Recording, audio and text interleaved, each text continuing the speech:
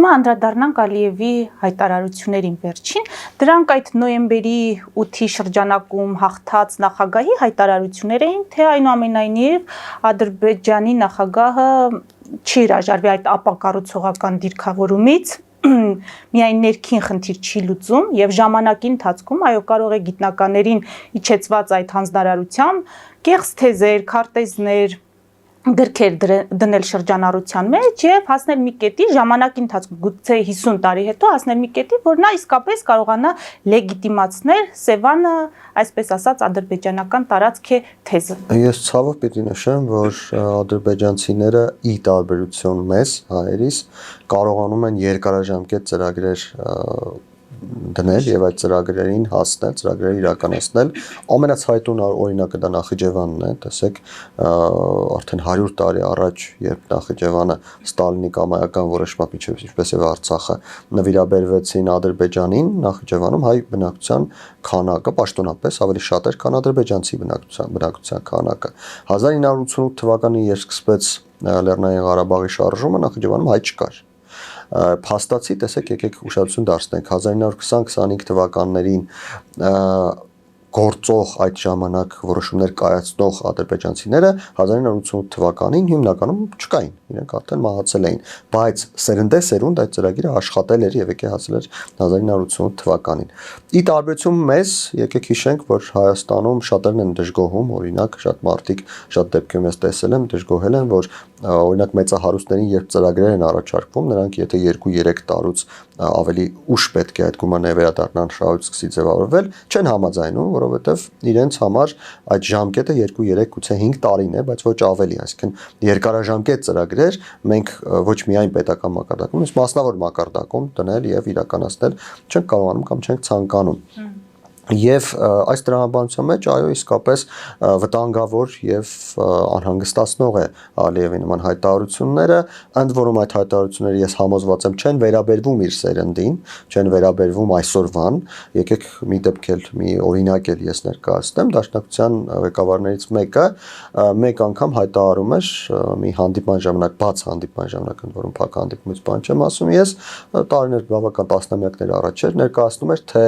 իմ սերնդի ժամանակ մենք Թուրքիայից մեր հողերը հետ ենք բերելու։ Այսինքն այս մարդիկ նույնիսկ չեն կարողանում պլանավորել ինչ-որ մի բան, որը կարող է իրենք չտեսնեն։ Իրենք ցանկանում են անպայման դա տեսնել, անպայման դրա մեջ լինել։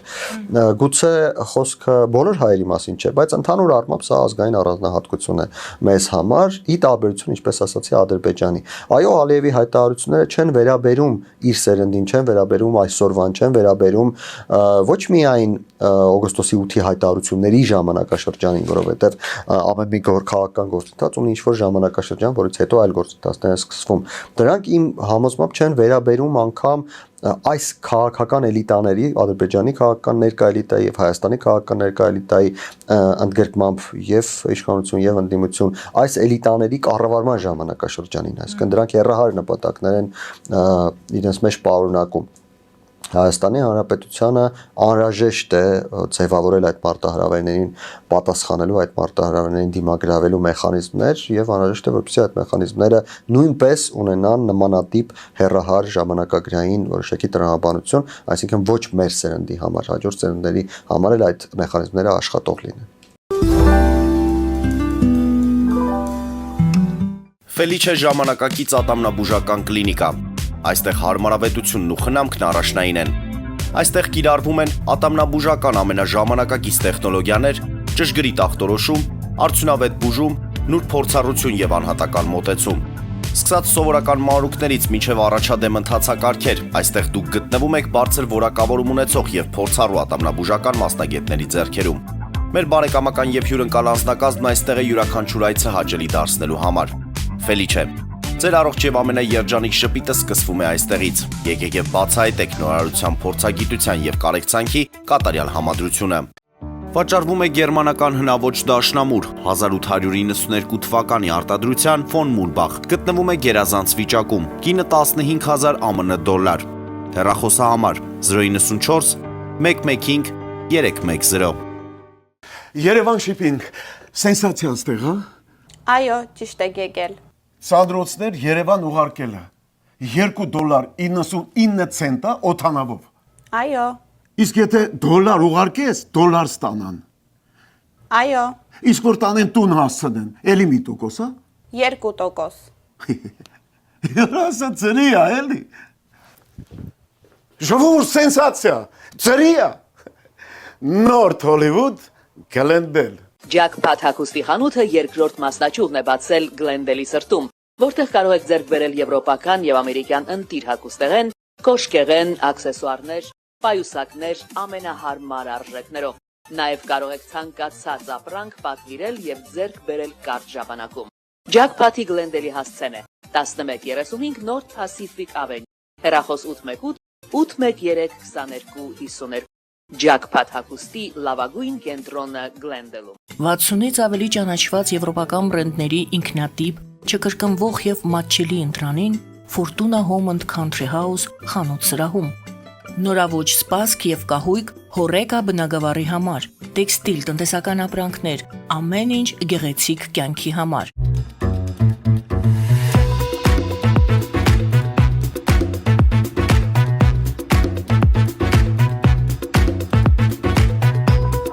Արարատ ռեստորան, ընտանեկան եւ ընկերական ժամանցի լավագույն հասցե, սիրված արտիստներ, հյուրընկալ մթնոլորտ, հարուստ ճաշացան, անմահական խորտիկներ, Արարատ ռեստորան, հասցեն անփոփոխ, սիրով սպասում ենք ձեզ։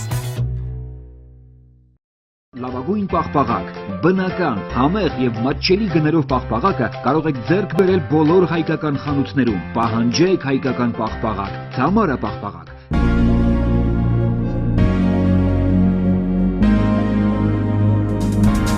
Տպագրեք ձեր գիրքը Նոյան տապան տպագրատանը, ինչպես նաև թերթեր, ամսագրեր, բուկլետներ եւ այլն։ Հասցեն քաղաք Երևան, Իսահակյան 28 առաջին հարկ։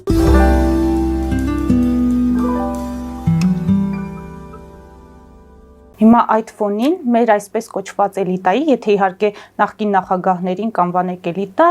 մեր էլիտայի նույն ժամանակահատվածում հարցազրույցներ տվեցին, հայտարարություններ արեցին։ Դուք տեսաք այդպիսի գոնե ակնարկներ, որ երկարաժամկետ կտրվածքով կարող ենք իսկապես մեր պետության շահերից բխող պլաներ կազմել եւ սպասարկել։ Իհարկե ոչ, իսկապես ցանկանանք թե չցանկանանք, նախկին նախագահները գոնե քաղաքական էլիտայի մաս կազմում են եւ սրանից որևէ կերպ մենք սա հաշվի չառնել չենք կարող, բայց իսկապես ինչպես նշեցի ես, թե մասնավոր հատվածում, թե պետական հատվածում, թե քաղաքական տրամաբանության մեջ, թե տնտեսական տրամաբանության մեջ երկարաժամկետ ծրագրեր կազմել եւ իրականացնել մենք չենք սիրում։ Այսպես ասենք, հայ ազգը չի սիրում երկարաժամկետ ծրագրեր, դա ազգային առանձնահատկություն է, այո, որը ես կարծում եմ անհրաժեշտ է փորձել գոնե աշխատել, փոխել, որովհետև ի վերջո պատմությունը չի սկսվում մեզնով եւ չի ավարտվում մեզնով։ Պատմությունը շատ ավելի երկարաժամկետ է եւ վերջում հաղթող են դառնում այն մարդիկ, նույնիսկ այն ընտանիքները, ամենափոքր մակարդակում այն ընտանիքները, որոնք կարողանում են իրենց խնդիրները բաշխել սերունդների մեջ։ Եթե մեկ մարդը որոշում է, որ ինքը պետք է հասնի, չգիտեմ, աշխարհում աշխարհացումից ինչ որ մի հաջողության, նրա մոտ կարող է չստացվել, գիտենք, որ եզակի մարդիկ են ում մոտ ստացվում է, բայց եթե դա հնարավոր է լինում բաշխել սերունդների մեջ, լավ կրթություն է ստանում, իր որդուն է տալիս լավ կրթության, իր որդին նրա որդուն եւ այլն, հաջողության հասնելու հավանականությունը բավական մեծանում է։ Նույնը վերաբերում է պետությանը։ Եթե մենք կարողանանք պետական մակարդակով սերունդ այսպես ասենք, փոխանցենք այդ ժառանգականությունը, որ մեզ անհրաժեշտ մենք ունենք այսպիսի մարտահրավերներ, այդ մարտահրավերներին անհրաժեշտ է պատասխանել եւ այլն, ապա հաջողության հասնելու հավանականությունը կմեծանա։ Ինչը իհարկե ես չտեսա նախկին նախագահների ելույթներում։ Այդ դեպքում ինչ խնդիր լուծեցին նախկին նախագահները իրենց հարցազրույցներով Հայաստանի վարչապետը իր ակտիվությամբ Facebook-ով ըստ էության պատասխանում էր նրանց հայտարարություններին։ Մենք ինչպես կանվանենք այդ ամենը։ Տեսեք, նախկին երկու նախագահների այս վերջին ելույթների, վերջին հայտարարությունների տրամաբանությունում կա հիմնական նպատակ եւ նաեւ երկրորդականի մասին առաջին, երկրորդականը դա իշխանություններին հարվածելն է եւ բնականաբար քաղաքական պայքարի տրամաբանության մեջ իշխանություններն էլ իրենց հերթին պատասխանեցին դրան։ Բայց գլխավոր նպատակը դա չէր, գլխավոր նպատակն այն էր, որ նախընտրական ժամանակաշրջանում հայտնվել է նոր քաղաքական ուժ, որը հավակնում է ունենալ երկրորդ տեղը խորհրդարանական ընտրություններում ստանալ արմատական ընդդիմության գլխավոր ընդդիմության տիտղոսը խորհրդարանական ընդդիմությունների արդյունքում։ Դա այն քաղաքական ուժն է, որը ձևավորվում է Սամվել Կարապետյանի շուրջ։ Սամվել Կարապետյանի շուրջ ձևավորվող քաղաքական ուժին անհրաժեշտ է լինելու ռեսուրս, առաջին հերթին մարդկային ռեսուրս, որովհետև ոչ Սամվել Կարապետյանին, ոչ նրա եղբոր որդուն Նարեկյանին, եթե չեմ սխալվում, որը մեկը Հայաստանում այդպես լավ չի ճանաչում եւ քաղաքական առումով նրանք հնարավորություն չունեն հավաքագրել մարդկանց այնպիսի զանգված, որը կկարողանա այդ տրամաբանության մեջ իրենց հնարավորություն տալ այդ խորհրդարանական երկրորդ տեղը վերցնել, առավել ևս որ գաղափարական առումով նրանք ներկայացնում են մի գաղափարական դաշտ, որը արդեն Հայաստանում ունի սպասարկողներ եւ սպասարկողները հենց Ռոբերտ Քոչարյանի եւ Սերժ Սարգսյանի թիմերն են։ Խոսքը իհարկե ռուսամետ տրամադրությունների մասին է եւ այստեղ ստացվում է որ կա այսպիսի մի իրավիճակ, կա Սամվել Կարապետյանը, որը ունի անվերապահ աջակցություն Ռուսաստանից, կա նրա կողմից ձևավորվող թիմը, որը բավական մեծ ռեսուրսներ ունի, որոնց թվում նաեւ ինչպես ասացի այդ աջակցությունը Ռուսաստանից, բայց նաեւ իրենց ֆինանսները եւ այլն, եւ նրանց պետք է մարդկային ռեսուրս, որին տիրապետում են այս պահի Ռոբերտ Քոչարյանը եւ Սերժ Սարգսյանը իրենց թիմերի միջոցով։ Ռոբերտ Քոչարյանի թիմը այդ գաղափարական դաշտում է, ունի մարդիկ, ովքեր որոշակի հանրային ճանաչում ունեն, ունի մարդիկ, ովքեր որոշակի իրենք ռեսուրսներ ունեն, հնարավորություններ ունեն, եւ Սերժ Սարգսյանի թիմը նմանապես, որը եւս ունի նման հնարավորություններ։ Եվ Սամվել Կարապետյանը եւ գուցե ոչ միայն Սամվել Կարապետյանը, այլև նրա աջակիցները գուցե հենց Ռուսաստանում պետք է որոշեն թե այս թիմերից որ մեկի հետ են միաձուլման ճանապարհով գնալու հաջորդ ընտրություններին, որպեսզի այդ երկրորդ տեղը վերցնեն։ Եվ ստացվում է, որ թե Ռոբերտ Քոչարյանը եւ իր թիմը եւ թե Սերժ Սարգսյանը եւ իր թիմը մրցակցում են Սամվել Կարապետյանի եւ գուցե Սամվել Կարապետյանին ուղարկողների բարեհաճությունը վայելելու եւ ինտեգրման միջոցով համատեղ խորհրդարան գնալու եւ այդ գլխավոր ընդդիմությունը դառնալու համար։ Ինչի համար էլ այդ մրցակցության համար էլ այդ ելույթները, այդ մոտեցումները, Ռուսաստանին հավատարմության ուղիղ եւ անուղակի հայտարարությունները տրվում են, որպեսզի տեսեք, այստեղ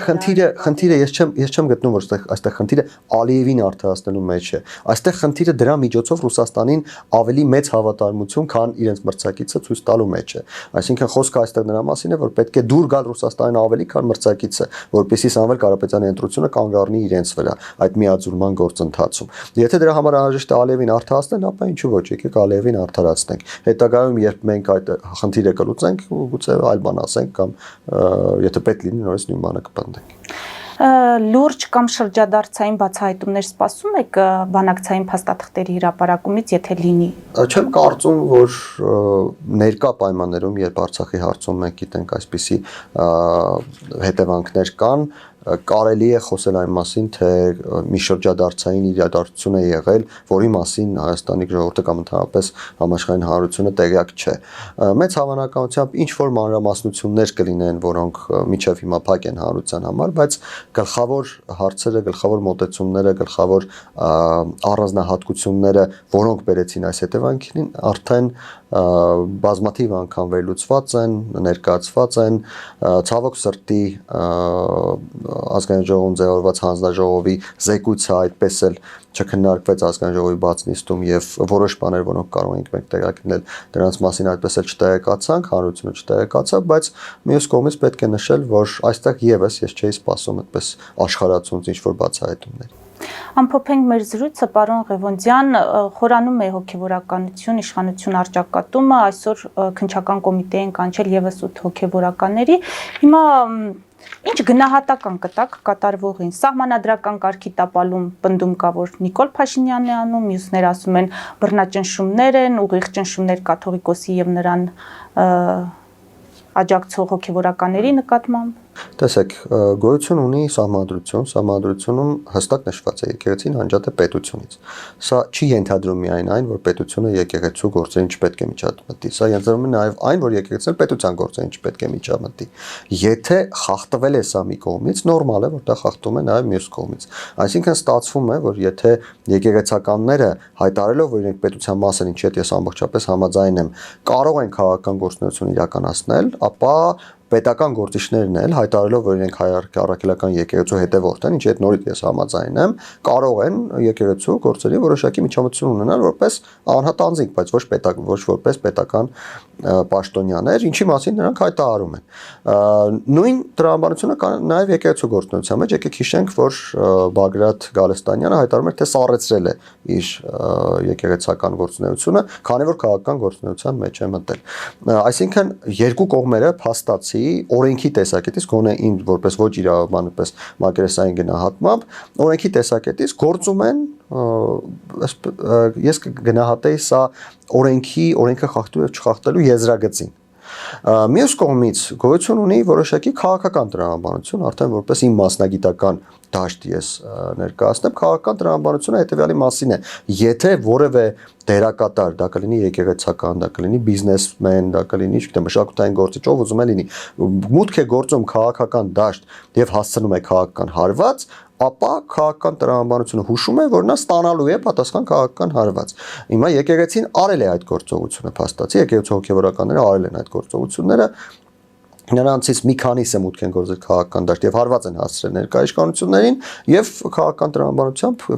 ներկայ իշխանությունները պատասխան քաղաքական հարվածը հասցրել են։ Այլ հարց է, որ Հայաստանի քաղաքական իշխանությունները գտել են նաև փաստեր առ այն, որ եկեղեցում գոյություն ունի նաև եկեղեցական կարգի խախտում։ Այդ եկեղեցական կարգի խախտումը, քանի որ պետական կարգավորման դաշտ չէ, այդ խախտումը ներկայացրել են հանրությանը եւ հանրությունը ձևավորել է, գոնե հանրության մի մասը ձևավորել է այդ խախտումները վերացնելու հասարակական հանրային պահանջ։ Ինչը ենթադրում է, որ Հայաստանի իշխանությունը չի կարող ստիպել եկեղեցուն օրինակ կաթողիկոսի հրաժարականը